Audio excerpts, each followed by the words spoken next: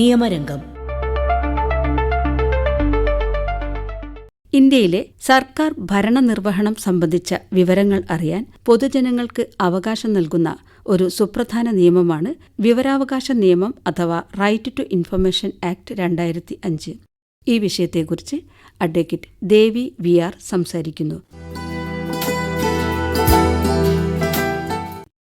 India രാജ്യത്ത് ഒരു പൗരന് സർക്കാർ ഓഫീസുമായി ബന്ധപ്പെട്ട വിവരങ്ങൾ ലഭിക്കുവാൻ യാതൊരു മാർഗവുമില്ലാത്ത ഒരു സാഹചര്യമുണ്ടായിരുന്നു. എന്നാൽ ഇന്ന് വിവരാവകാശ നിയമം നടപ്പിലായതോടുകൂടി സർക്കാർ ഓഫീസുകളിൽ കയറിയിറങ്ങേണ്ട സാഹചര്യമില്ല. വളരെ പെട്ടെന്ന് തന്നെ നമുക്കറിയേണ്ട കാര്യങ്ങൾ വളരെ വ്യക്തതയോടെ അറിയുവാൻ സാധിക്കുന്നു. സ്വതന്ത്രാനന്തര ഇന്ത്യയിൽ നടപ്പിലാക്കിയ നിയമങ്ങളിൽ ഏറ്റവും പ്രധാനപ്പെട്ട ഒന്നാണ് വിവരാവകാശ നിയമം. ജനാധിപത്യത്തിൻ്റെ സൂര്യ തേജസ് എന്ന് ഈ നിയമം അറിയപ്പെടുന്നു. ഇന്ത്യൻ ഭരണഘടന പൗരന് ഉറപ്പു നൽകുന്ന മൗലിക അവകാശങ്ങളിൽ ശ്രേഷ്ഠമായ ഒന്നാണ് അഭിപ്രായ സ്വാതന്ത്ര്യം. മൗലിക അവകാശം ഫലപ്രദമായി വിനിയോഗിക്കുന്നതിനും അഭിപ്രായം ഉണ്ടാകുന്നതിനും വിവരങ്ങൾ അറിയാനുള്ള മാർഗങ്ങൾ പൗരന് ഉണ്ടായിരിക്കണം.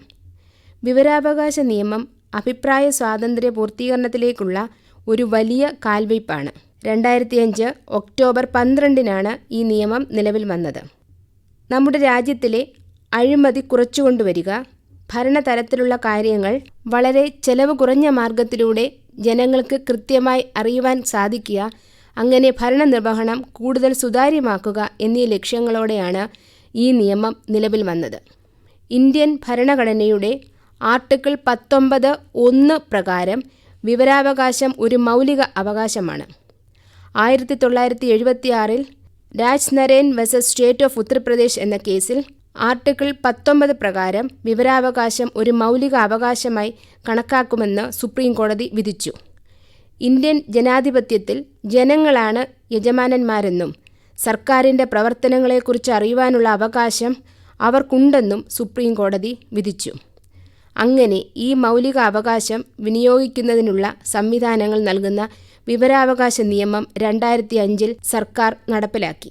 ഒരു പബ്ലിക് അതോറിറ്റിയുടെ കൈവശത്തിലോ നിയന്ത്രണത്തിലോ ഉള്ള വിവരങ്ങളുടെ പകർപ്പുകൾ അല്ലെങ്കിൽ മറ്റു രീതിയിലോ ഫ്ലോപ്പി ഓർ CD അല്ലെങ്കിൽ പ്രിൻ്റ് ഔട്ട് വഴിയോ ലഭിക്കുന്നതിനും പകർപ്പെടുക്കുന്നതിനും കൂടാതെ അവ നേരിൽ കണ്ട് പരിശോധിക്കുന്നതിനും വസ്തുക്കളുടെ സാമ്പിളുകൾ ലഭിക്കുന്നതിനും അപേക്ഷകനുള്ള അവകാശമാണ് വിവരാവകാശം. ഒരു പബ്ലിക് അതോറിറ്റിയുടെ കൈവശത്തിലോ നിയന്ത്രണത്തിലോ ഉള്ള രേഖകൾ, പ്രമാണങ്ങൾ, മെമ്മോകൾ, ഇമെയിലുകൾ, അഭിപ്രായങ്ങൾ, ഉപദേശങ്ങൾ, പത്രപ്രസ്താവനകൾ, സർക്കുലറുകൾ, ലോഗ് ബുക്കുകൾ, കോൺട്രാക്റ്റുകൾ, റിപ്പോർട്ടുകൾ, കയ്യെഴുത്ത് പ്രതികൾ, ഫയലുകൾ, റെക്കോർഡുകൾ, കമ്പ്യൂട്ടറിൽ സൂക്ഷിച്ചിട്ടുള്ള വിവരങ്ങൾ തുടങ്ങിയവയും ഒരു പബ്ലിക് അതോറിറ്റിയുടെ കൈവശത്തിലോ നിയന്ത്രണത്തിലോ ഉള്ള വസ്തുക്കളുടെ സാമ്പിളുകൾ തുടങ്ങിയവയുമാണ് വിവരങ്ങൾ എന്ന ഗണത്തിൽ വരുന്നത്. ഇനി നമുക്ക് ആരൊക്കെയാണ് വിവരങ്ങൾ നൽകുവാൻ ബാധ്യസ്ഥപ്പെട്ട ആളുകൾ എന്ന് നോക്കാം. സർക്കാർ സ്ഥാപനങ്ങളും സർക്കാരിൻ്റെ സാമ്പത്തിക സഹായം കൈപ്പറ്റുന്ന ഓഫീസുകളും അതുമായി ബന്ധപ്പെട്ട സ്ഥാപനങ്ങളുമാണ് നമ്മൾക്ക് വിവരങ്ങൾ കൈമാറുവാൻ ബാധ്യസ്ഥപ്പെട്ട ആളുകൾ. അത്തരം സ്ഥാപനങ്ങളിൽ സൂക്ഷിക്കുന്ന ഏകദേശം എല്ലാ രേഖകളും നമുക്ക് ലഭിക്കുവാനുള്ള അർഹതയുണ്ട്. ഇന്ത്യയിലെ ഏതൊരു പൗരനും വിവരാവകാശ നിയമപ്രകാരം അപേക്ഷ ഫയൽ ചെയ്യാവുന്നതാണ്.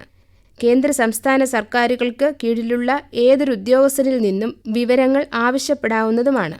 Public information officer, assistant public information officer എന്നിവർക്ക് മുൻപാകെയാണ് അപേക്ഷ സമർപ്പിക്കേണ്ടത്.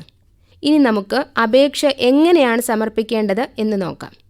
ഇംഗ്ലീഷിലോ ഹിന്ദിയിലോ അല്ലെങ്കിൽ അതത് സംസ്ഥാനത്തിലെ പ്രാദേശിക അല്ലെങ്കിൽ ഔദ്യോഗിക ഭാഷയിലോ എഴുതിയ അപേക്ഷയിൽ നമുക്ക് ലഭിക്കേണ്ട എല്ലാ വിവരങ്ങളുടെയും വിശദാംശങ്ങൾ വ്യക്തമായും കൃത്യമായും പറഞ്ഞിരിക്കണം. അപേക്ഷ തയ്യാറാക്കി അപേക്ഷകൻ്റെ പേരും വിശദാംശങ്ങളും ചേർക്കുക. അപേക്ഷ കൈകൊണ്ടെഴുതുകയോ ടൈപ്പ് ചെയ്യുകയോ ചെയ്യാം. ആർക്കാണോ അപേക്ഷ കൊടുക്കുന്നത് അവിടുത്തെ ഇൻഫർമേഷൻ ഓഫീസറിൻ്റെ അഡ്രസ്സ് വെച്ച് തയ്യാറാക്കുക. അപേക്ഷയിൽ 10 രൂപയുടെ കോഡ് ഫീസ് സ്റ്റാമ്പ് ഒട്ടിക്കുക. ദാരിദ്ര്യരേഖയ്ക്ക് താഴെയുള്ള വിഭാഗത്തിൽപ്പെട്ട പൗരന്മാരെ ഈ ഫീസിൽ നിന്നും ഒഴിവാക്കിയിട്ടുണ്ട്. അപേക്ഷയുടെ അവസാനം അപേക്ഷകൻ്റെ പേര്, ഒപ്പ്, ഫോൺ നമ്പർ എന്നിവ നിർബന്ധമായി ഉണ്ടായിരിക്കണം. ഈ പരാതി കൊടുക്കുമ്പോൾ എവിടെയാണോ കൊടുക്കുന്നത് അവിടുത്തെ ഇൻഫർമേഷൻ ഓഫീസറിൻ്റെ പക്കൽ നിന്ന് പരാതി സ്വീകരിച്ചു എന്നതിൻ്റെ കൈപ്പറ്റിയ രസീത് കൂടി വാങ്ങേണ്ടതാണ്. പരാതി കൊടുത്തതിൻ്റെ ഒരു പകർപ്പ് എടുത്തു വയ്ക്കേണ്ടതാണ്. തയ്യാറാക്കിയ അപേക്ഷ പബ്ലിക് ഇൻഫർമേഷൻ ഓഫീസർക്ക് നേരിട്ട് സമർപ്പിക്കാവുന്നതാണ്. സ്പീഡ് പോസ്റ്റിലോ രജിസ്റ്റേർഡ് പോസ്റ്റിലോ അപേക്ഷ കൊടുക്കാവുന്നതുമാണ്. കേന്ദ്ര ഗവൺമെൻറ്റിൻ്റെ കീഴിലുള്ള സ്ഥാപനങ്ങളിലാണ് ഇത്തരമൊരു പരാതി കൊടുക്കുന്നതെങ്കിൽ 10 രൂപയുടെ ഇന്ത്യൻ പോസ്റ്റൽ ഓർഡറോ DDയോ അതിൻ്റെ കൂടെ ചേർക്കേണ്ടത് ആവശ്യമാണ്. ഓൺലൈൻ വഴിയും അപേക്ഷിക്കാവുന്നതാണ്. അപേക്ഷ ലഭിച്ചാൽ ഗവൺമെൻറ് ഉദ്യോഗസ്ഥർ എത്രയും വേഗം അപേക്ഷയ്ക്ക് മറുപടി നൽകണം. ജനങ്ങൾക്ക് പരമാവധി വിവരങ്ങൾ കൃത്യമായി നൽകിയിരിക്കണം. അപേക്ഷ സമർപ്പിച്ചത് പബ്ലിക് ഇൻഫർമേഷൻ ഓഫീസർക്ക് മുന്നിലാണെങ്കിൽ മറുപടി 30 ദിവസത്തിനുള്ളിൽ ലഭിക്കേണ്ടത് ആവശ്യമാണ്. അസിസ്റ്റന്റ് പബ്ലിക് ഓഫീസർക്ക് മുൻപാകെയാണ് അപേക്ഷ ലഭിച്ചതെങ്കിൽ 35 ദിവസത്തിനുള്ളിൽ മറുപടി ലഭിച്ചിരിക്കണം. ജീവന് അല്ലെങ്കിൽ വ്യക്തി സ്വാതന്ത്ര്യവുമായി ബന്ധപ്പെട്ട കാര്യങ്ങളോ ഉണ്ടെങ്കിൽ 48 മണിക്കൂറിനുള്ളിൽ മറുപടി നൽകണം. സാധാരണയായി 30 ദിവസത്തിനുള്ളിൽ നമ്മൾ ആവശ്യപ്പെട്ട വിവരങ്ങൾ ലഭിച്ചില്ല എങ്കിലോ നൽകിയിട്ടുള്ള വിവരങ്ങളിൽ തൃപ്തികരമല്ലെങ്കിലോ അപ്പീൽ ഫയൽ ചെയ്യാവുന്നതാണ്. പ്രതികരണം ലഭിച്ച 30 ദിവസങ്ങൾക്കുള്ളിലോ അല്ലെങ്കിൽ പ്രതികരണം ലഭിക്കേണ്ട സമയം കഴിഞ്ഞതിന് ശേഷമോ ആദ്യത്തെ അപ്പീൽ ഫയൽ ചെയ്യാവുന്നതാണ്. അപ്പീലിന്റെ കാലാവധി 30 ദിവസമാണെങ്കിലും 30 ദിവസം കഴിഞ്ഞതിന് ശേഷവും ന്യായമായ കാര്യങ്ങളിൽ 15 ദിവസം വരേക്കും ഡിലേ കണ്ടോൺ ചെയ്തിട്ട് അപ്പീൽ സ്വീകരിക്കും.